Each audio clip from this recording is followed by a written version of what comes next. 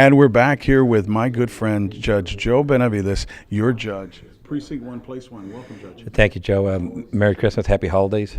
I appreciate that, and let me tell you, we've had some excitement. Luckily, you haven't pulled an opponent or anything. You've been doing a great job, and let me tell you, people were just asking about you, about your graffiti program. Are you bringing back the lawn program for seniors? Because we know the environmental court is a big concern for seniors. They feel targeted, that there's nobody to help mow their lawns or throw away their trash. Yes, I'm bringing that back. That's going to start early next year. We're going to kick it off, and not only that, we also have initially I started partnered up with the detention center out in Galveston to start a boot camp for the at-risk population. Well, and the environmental court, I've gotten several calls from the elderly and said, look, we have strokes, we have heart attacks, we can't throw away old furniture, we can't do mowing lawns. What can we do to prevent that? Who can we call? Can we call you or Commissioner Jag for lawn mowing, for other help, or get somebody involved from the environmental court to help? Joe, what they have to do is please call 633-9308. That's my personal cell phone. Call me up, and we'll get to it. All right. Well, I thank you for everything you do for this community. You worked long and hard to become a judge, and now you came through with everything you promised. Yes, sir, I did. And I want to say one thing, Joe, is that happy birthday. I know it was your birthday. And 29 again. Don't do that. You look very young, well, Joe. Sort of. But anyway, we'll be back. It's an honor, as always, Judge Sandra Watt, and we are talking about right here at the Democratic headquarters filing. And Judge, you've already won, haven't you? I am in for another 4 years. I do not have a Democratic opponent. Congratulations. I have a Republican opponent. Well, you look very happy, and thanks for all the work you do on the bench. Can you tell somebody briefly what you do as a district judge on the bench? What I do as a district judge is allow access to the courts. People have disputes, and the way they resolve those disputes is before the court, either with the jury or with the trial judge. And the more efficient you run your court, the quicker you can resolve those disputes. Well, everybody's very happy about your interview that I had with you. I was honored to have about voter identification. Judge Martha Huerta Quintanilla now just talked about that. So we really want to thank you for coming on about voter ID, and so important to have, identification when you come to vote in the primary. Anything else to add? Yes, the voter ID law is going to affect our absentee ballots as well, because that law is applicable to absentee ballots. So it is absolutely critical that people have the same name as they have on one of their 6 or 7 required voter ID identifications. Well, thank you so much for your time, and I wish you, congratulations for another 4 years. I appreciate that. And we're back, and guess who? A special treat, County Court at Law, number 3 judge, and that's Judge Galvan, one of 2. It's like heart to heart, We've got Bobby Galvan, the judge, and we also have County Court at Law, number 3 judge, and that is none other than Judge Galvan right here. How are you, Deanne? I am doing wonderful. Judge. Ecstatic. I'm ecstatic. Now, no opponents, right? You're not up. I have no opponents, and I cannot tell you how excited I am about that. I have had the most incredible time serving the citizens of Nueces County, and I also created a mental impairment court for misdemeanor offenders, and also the new prostitution court, which will enable people charged with prostitution to hopefully get an education, go through drug testing. I'm going to partner with Dress for Success to make sure that they have clothing and makeup if they get job interviews, and in exchange for that, they won't have a conviction on their record. So we're trying to do some really innovative and wonderful things here in Nueces County, and I cannot thank the public enough for giving me such an awesome responsibility and such an incredible year I've had. And I just am so very incredibly blessed, and I thank everyone that helped me get here. Well, and thanks for everything that you're doing. What do you envision, or tell the voters out there for this election cycle? What do you want people to do out there, and what do you envision to help get the vote out? I think that everyone should tell at least 10 people that they know to go and vote. It is so important. I think so many people forget that our forefathers then and still do. People fight and give their lives every day for us to have the freedom that we do. We are such an incredible country. We're so blessed, and it saddens me when I hear people that they don't want to vote or they won't vote, because it is your right. It is your duty to vote, and I think everyone should, no matter how you vote, it is your opinion that gets out there, and if you don't vote, you can't say what you want in our community, and that's why I think it's so important. And who do we have right here? This is my daughter, Lexi. She is a sixth grader at IWA. All right. See, I need to give a plug for the Angels. My daughter Vanessa is on there too. What would you like to say? Go Angels! Yeah, there you go. All right. Well, thank you for coming on. Thank you so Judge. much. Thank you so much. So also, we've got the district clerk here, a great friend of ours, and keeps everything in line at the courthouse. How are you? I'm doing just fine. How are you doing? You look lovely. I love the sweater. Well, you know my red color has to be there. Now, I understand you unfortunately got an opponent in November in 14. Is that correct? Yes, I do. But no primary. No primary. Okay. And what exactly does your job there at the courthouse? My job at the courthouse is to take care of all the district and county court judges. I take care of all the criminals cases, all the civil cases, all your divorces, all your tax suits. I take care of your probate also, that I got through my predecessor, that he got that, and I take care of that. And so when they say, what does a district clerk do? I say, I'm in every floor almost, that I love my job and I just go to every floor. What would you like to tell the voters out there? I'd like to tell the voters I want to do another term for Nueces County to finish my job as to do in the electronic filing, as you know, as we started with the attorneys and the judges. All right. Well, thank you. Happy holidays. Happy holidays to you. Thank you. All right.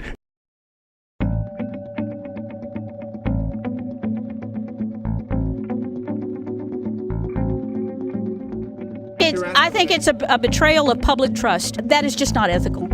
I left the Democratic Party because of her. The reason is because you're taking Republican money. The money of those people that pay me as a consultant. What are you taking? What did you take in Crosstown? Took money. I saw it and I saw them pay you checks.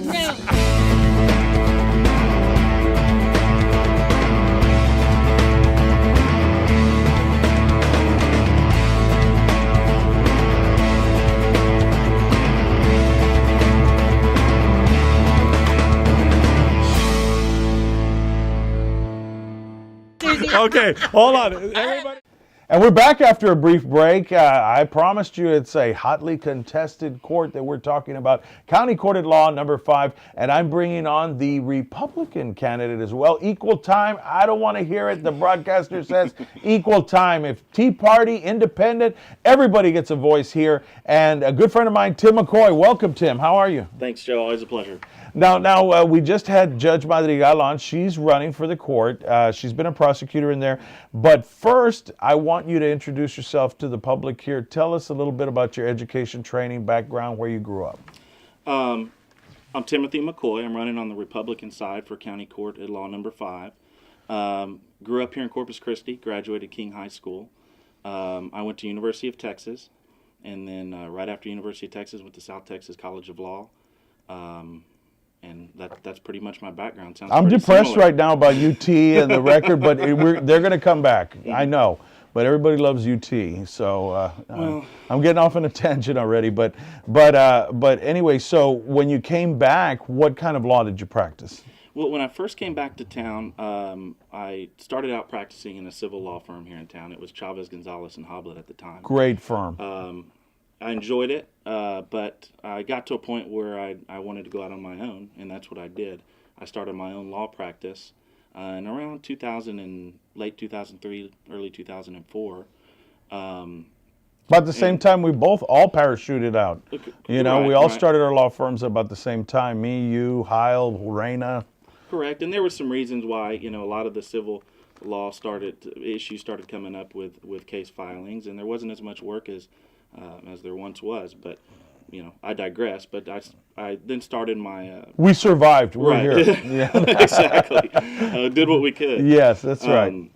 But started my own law practice and went from there. I represent all types of individuals in all types of cases, including cases in County Court of Law number 5. And you don't really fit the mold a lot of what I would see you handling, like in Court 5. Really a person with conservative background, and you see a lawyer in there who really advocates for children and things. You would see that more of a moderate to democratic sort of demographic in that court, because it's really not a quote-unquote money-making court. It's about children and families, whereas if you're downtown here on Leopard, you know, a lot of these judicial benches matter to corporations, matter to big business. This is a court about families. So what made you get into the juvenile justice system? Well, first of all, I beg to differ. There are a number of lawyers there from all kinds of backgrounds that do advocate for the children, including myself. I started practicing county court law number 5. Had a friend who had a child who got into some trouble. Went over there, and I liked what I saw. I was invited to practice law there by the late Judge Carl Lewis. So I began my practice there, and I've done just about every kind of case that can come up in county court at law number 5. I've done CPS cases. I've advocated for both the children and the parents. I've done just about every kind of criminal case that goes through that court. I've advocated for the children. What I liked about that court, and you know this as well as I do, Joe, because we've been in that court day in, day out, side by side. You practice in that court, I practice in that court. We see each other there all the time. These cases can be, especially cases involving children, can be very difficult emotionally on the one hand, but then on the other hand, they can be very rewarding when you really do realize and through your work help out children and help out families. And that's the part that I liked about practicing in that court.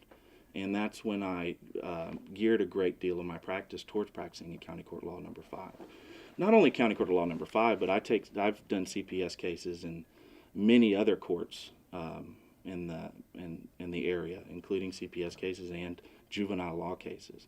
So it was a very rewarding experience to me, and that's why I want to continue work in that particular court. What do you see as some of the most compelling issues that are affecting the whole community, the crime that is occurring in that court? What surprises you? What do you think needs to be addressed very quickly in that court? Joe, one of the things that I want to address as a judge in that court is, you see it on both sides of both types of cases. You see it in CPS cases as well as criminal cases. Kids and children, in my opinion, aren't. They're born wanting to please, and they're born good kids. Okay, and children get into situations a lot of time where there's acting out, and there's reasons why they act out, and I understand that, and everybody understands that. And a lot of that starts at home. Now,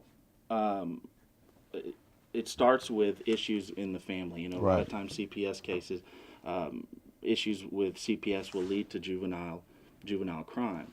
So what I'd like to do is I'd like to get to a point where we can get the parents more involved in their children's lives, if they aren't already, of course, and have programs where the parents can work side by side with their children, with their community service, that kind of thing, to get to promote a more stable family life. Beyond that, I also understand that a lot of times people have busy schedules and busy work schedules and that type of thing. I'd like to see more mentoring programs available to children and to the children in this court. And overall promote more stable family relationships and more stable families in Nueces County. Well, you see, firsthand that a lot of these parents are given a checklist of things they need to do. They're trying to catch a bus to make it to court. You've advocated for them. Mm-hmm. And some of these people slip through the cracks. So they'll say, this is a bad parent. But do you think that there is an injustice right now? Are there certain demographics that you see in that court where otherwise, in other words, you see the less affluent in that court? Is that a coincidence, in your opinion, or is that just the sort of the decay that's happening in our society? I mean, you ask yourself as I guess the question being, are you seeing that this court sees more low socioeconomic, problems, the ills that come from that, or is it the kids in general, like graffiti? Are you seeing, you've seen that? That's a big problem. Do you think it runs along the lines of poverty, socioeconomic problems, or is it endemic everywhere? I don't look at it that way, and I don't like to look at it that way. I like to look at each family I would look at each family on a case-by-case basis. I don't think it has to do with, I'm not going to say it's a socioeconomic issue. I think so somebody comes from Hewitt Drive and somebody comes from Molina, you're going to look at them. Absolutely. They're going to get a fair shake if I'm judge of that court. And there's a lot of reasons why. Especially let's say in a CPS case. Right. You have a family where a department comes in, the Texas Department of Family and Protective Services, and in many cases will remove a child, and based on allegations made, and those parents, with those allegations are made against, need to have a chance to give their side of the story, and they need to have their day in court. And sometimes they don't have a lawyer early on. Well, and correct, and they need to have good representation, especially if the department is filing a petition to terminate their parental rights. That's very important. So I can promise you this: I will hear both sides, and listen, and I will be fair, because whenever you get into a situation where you're breaking up a family, that's a serious matter, and it needs to be considered very seriously. Well, and back to a question I had asked earlier where I said you don't exactly fit the mold. It's because you came from a very highly regarded defense firm. You were doing civil law, and then and the same thing. I would never have imagined myself working in, but it is what it is. We entered the juvenile system together. Correct. And I think we've become better lawyers for it. What do you envision in that court as far as, we're running out of money. Let's just be honest. More bars is not cutting the mustard anymore. I'll just cut to the chase here. What other programs can be instituted that the taxpayer says, you know what, this is cost effective? Because at the end of the day, incarceration is a business now in this country, and children too. We've seen the devastation of that Pennsylvania judge who was taking kickbacks for putting kids in jail.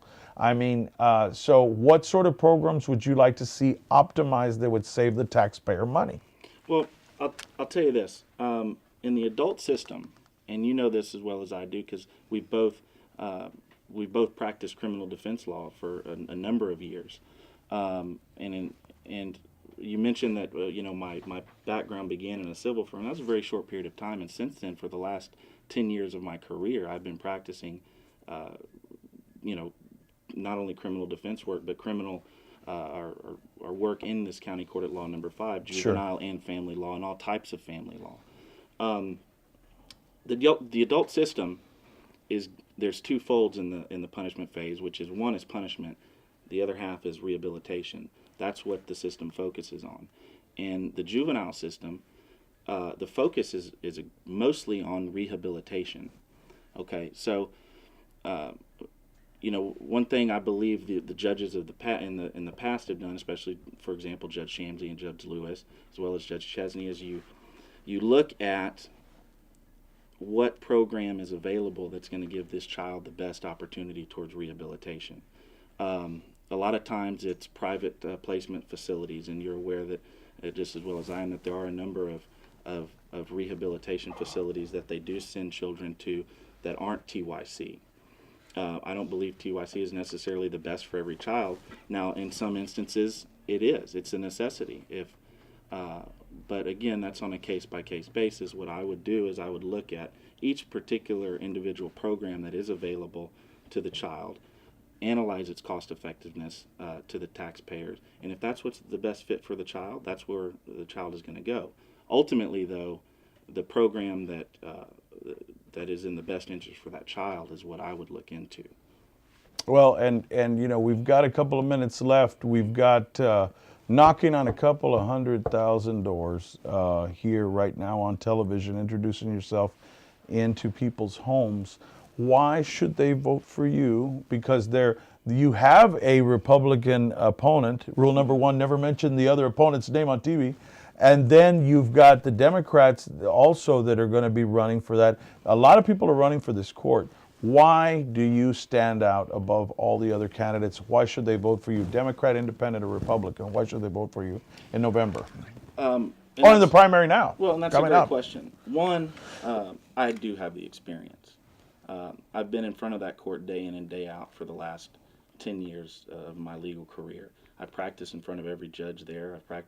I've worked with all the prosecutors there. I'm aware of the cases that come through that court, and because I've handled just about every type of case that can come through County Court at Law Number 5, not just juvenile cases, but also the other civil matters. I want this job first and foremost. This is the court, and this is the type of law practice that has given me, that has been most rewarding to me.